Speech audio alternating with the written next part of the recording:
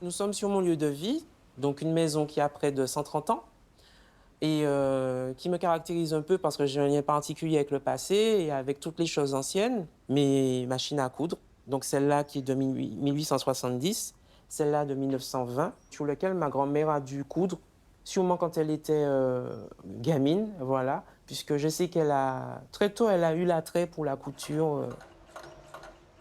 Ma grand-mère maternelle et ma grand-mère paternelle cousaient.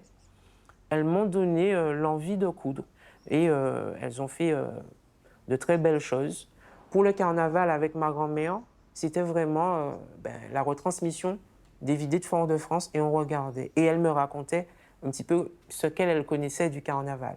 Et bien sûr, les photos qui transcrivent le carnaval qu'elle a pu vivre avec ses enfants quand elle confectionnait leurs costumes.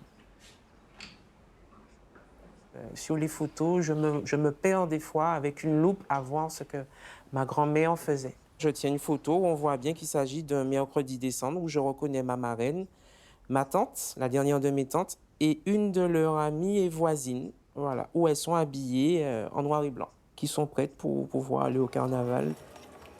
Manouche, arrange pour moi. D'accord. On te dit, il ne faut pas que tu couches ce Oui, soir, d'accord, non, ok. puis ça doit étaler tout. Il faut que ce soit équilibré. Voilà, et puis Tout est parfait. je l'ai totalement faite, voilà, faite entièrement de mes mains, y compris le jupon. Pour moi, le mercredi décembre, il est très important pour marquer la fin du carnaval. Aujourd'hui, là, je porte un costume de deuil à l'image des guiablesses qui m'entourent pour ce jour.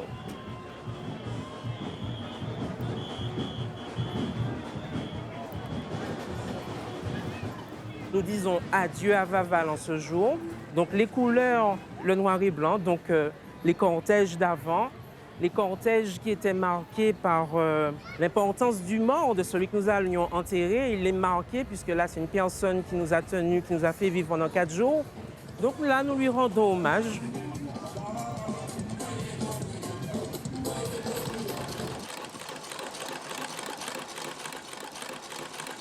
Mais généralement, pour mes ateliers, ça va. La plupart des gens ont quand même un b.a.-ba de couture. Je perpétue l'enseignement du fait de s'habiller en traditionnel, plus auprès des jeunes, auprès de certaines personnes qui ont mon âge.